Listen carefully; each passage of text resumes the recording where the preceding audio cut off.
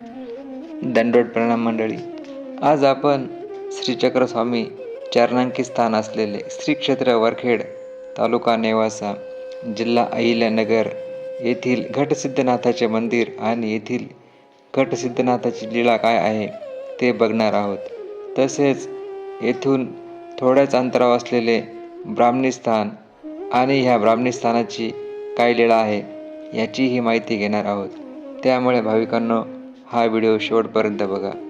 चला तर मंडळी, बघूया काय आहे घटसिद्धनाथाची लीला आणि तसेच ब्राह्मणी स्थानाची लीला काय आहे हे जाणून घेऊ. स्किल मास्टर रामेश्वर ह्या यूट्यूब चॅनलवर मी तुम्हा सर्वांचे मनापासून स्वागत करीत आहे. आणि चॅनलवर नवीन असाल तर कृपया चॅनलला सबस्क्राईब करा. धन्यवाद. चक्रधरा श्री चक्रधरा, चक्रधरा श्री चक्रधरा, जय श्री देवा चक्रधरा, चक्रधरा श्री चक्रधरा.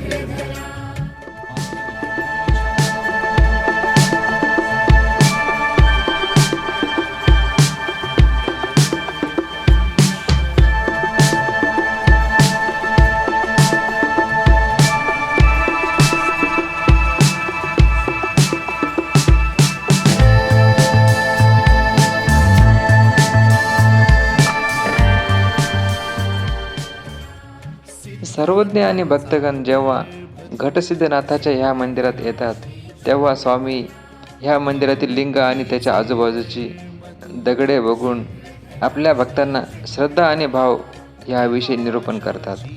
भाव कसा असावा ह्याविषयी निरूपण करताना स्वामी त्रेतायुगातील सर्वज्ञात असलेला रावण, जो सर्वज्ञानी होता, आणि दुसरा अज्ञान असलेला देवतेचा पेंड्या नावाचा भक्त याचे उदाहरण देतात. स्वामी सांगतात की रावण हा सर्वज्ञानी होता आणि त्याने स्वतःच्या ज्ञानाच्या जोरावर देवतेच्या दर्शनासाठी आणि इच्छित वर मागून घेण्यासाठी त्याने स्वतःचे शिरसुद्धा कापण्याची तयारी दाखवली होती.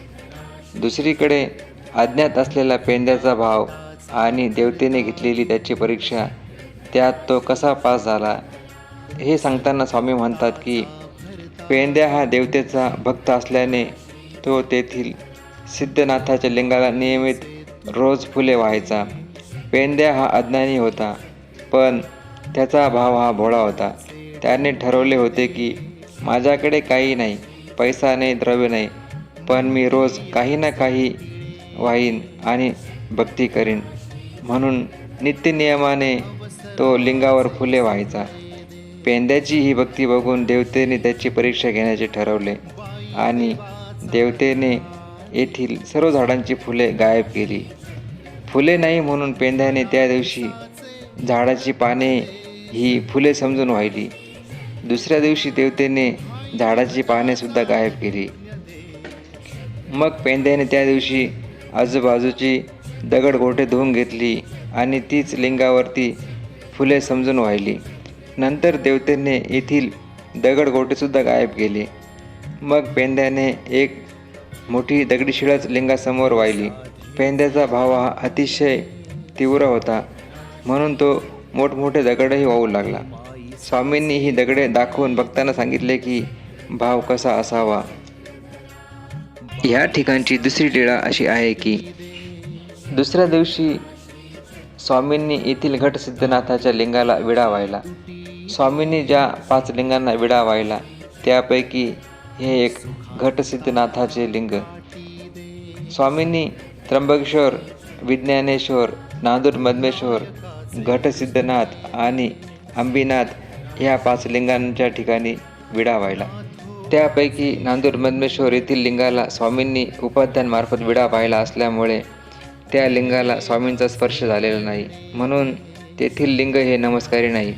बाकीच्या 4ही लिंगाच्या ठिकाणी स्वामींनी स्वतः विडा वाहिला असल्यामुळे तेथे स्वामींचा स्पर्श झालेला आहे, म्हणून त्या ठिकाणी देवतेचे वास्तव्य नसून ते नमस्कारी स्थानच झालेले आहे. दुसऱ्या दिवशी स्वामींचा सकाळचा पूजा अवसर झाला व स्वामी आसनस्थ असताना सारंगपाणी भट्ट आले व स्वामींना दंडवटे घालून चांगल्या प्रतीचा ताज्या पानांचा विडा स्वामींना दिला. स्वामींनी तो विडा घेतला आणि घट सिद्धनाथाच्या लिंगावर व्हायला आणि मग स्वामी आणि भक्त तेथून निघाले.